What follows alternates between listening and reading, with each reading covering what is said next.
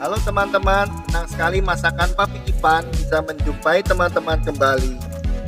Gimana kabar teman-teman semuanya? Sehat dan baik-baik selalu kan?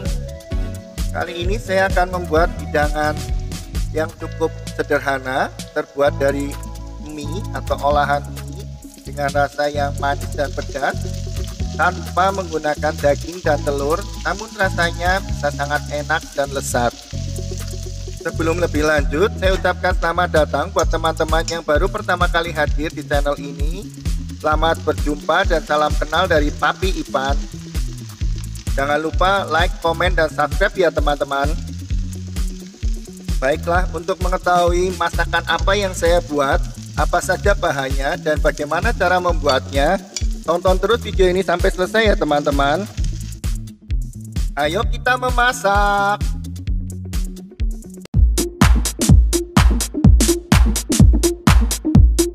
Kali ini saya akan membuat masakan dari daerah saya atau dari Purwokerto. Seringkali orang menyebutnya adalah oseng mie.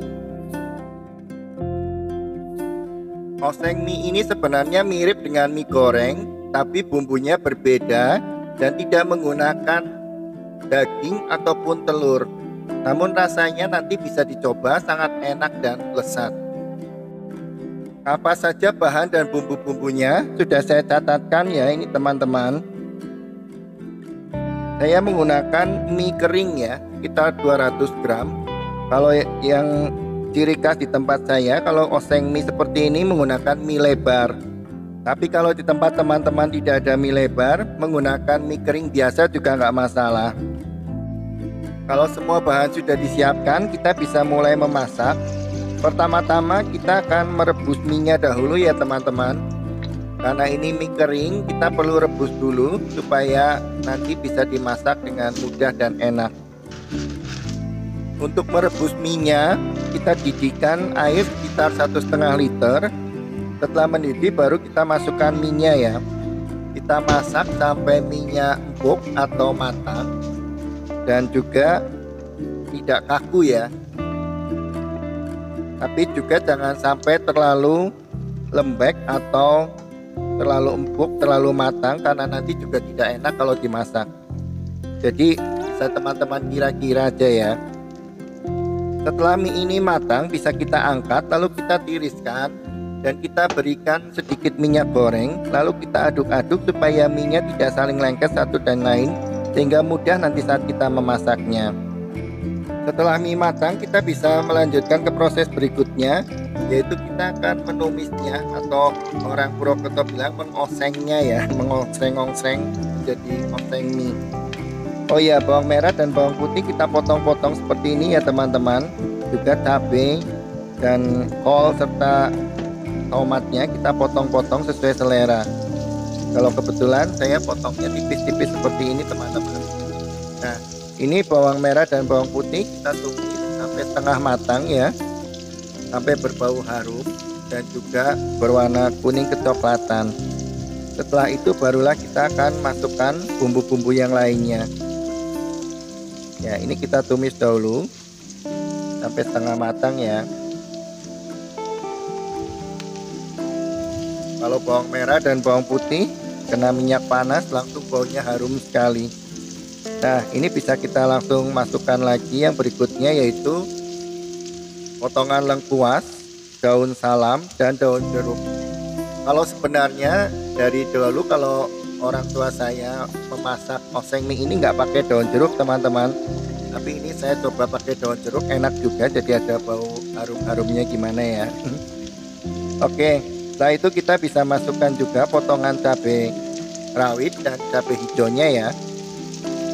Kita akan tumis ini sampai setengah matang juga. Cabai merah, cabai rawit merah ya, dan juga cabai hijaunya kita oseng. Kita tumis-tumis seperti ini sampai setengah matang. Langsung baunya pedas nih teman-teman. Oke, setelah itu kita bisa masukkan rebon. Dulu saya sudah pernah bilang rebon itu adalah udang kecil-kecil yang dikeringkan, tapi bukan edi ya teman-teman, beda ya. ini rebon lebih kecil lagi. Setelah rebon masuk, kita masukkan juga garam, penyedap, dan juga gula ya. Lalu kita tumis-tumis hingga berbau harum dan setengah matang. Barulah kita bisa masukkan bahan-bahan yang lainnya, yaitu sayurannya ya. Potongan kol, daun bawang, dan tomat. Kita masukkan semuanya bersama-sama. Lalu kita tumis-tumis hingga setengah matang ya teman-teman. Kita aduk-aduk sampai rata. Kita tumis hingga setengah matang, dan juga kita bisa berikan juga langsung kecap manisnya ya. Kita masukkan kecap manisnya.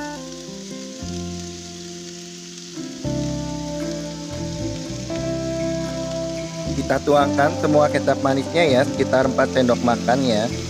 Nah, kita bisa juga berikan sedikit air supaya nanti masaknya lebih merata, sambil untuk membersihkan tempat kecap ini ya, sayang juga kalau terbuang banyak. Oke, kita berikan air sedikit, lalu kita aduk-aduk lagi ya teman-teman supaya rata kecapnya. Lalu kita bisa masukkan mie-nya, mie yang tadi sudah kita rebus dan sudah kita beri minyak goreng. Kita masukkan dan kita tumis bersama. Nah, ini teman-teman, kalau mie yang tadi kita rebus, kita beri sedikit minyak goreng dan kita aduk-aduk sampai rata. Waktu kita memasaknya mudah, dia tidak apa sih kalau orang Purwokerto bilang gembel gitu ya, atau tidak menyatu, tidak saling lengket satu dengan lainnya. Oh ya, untuk asin, manis, dan pedasnya silahkan teman-teman sesuaikan dengan selera teman-teman ya. Kalau memang lebih suka manis ya silahkan kecapnya ditambah, kalau lebih suka pedas ya cabenya silahkan tambahkan lagi. Oke teman-teman, ini mie oseng mie kita sudah jadi, sudah matang. Kita akan sajikan ya teman-teman. Kita akan cicip nih, enak sekali teman-teman. Oke, kita bisa sajikan dalam piring, lalu kita hidangkan untuk orang-orang tercinta di rumah. Inilah oseng mie yang sudah saya buat, sudah jadi dan sudah matang. Silakan teman-teman coba di rumah membuatnya. Semoga suka ya. Terima kasih teman-teman buat kebersamaan kita kali ini. Buat teman-teman yang belum subscribe, silakan subscribe ya teman-teman. Dan silakan like dan komen tentang video ini.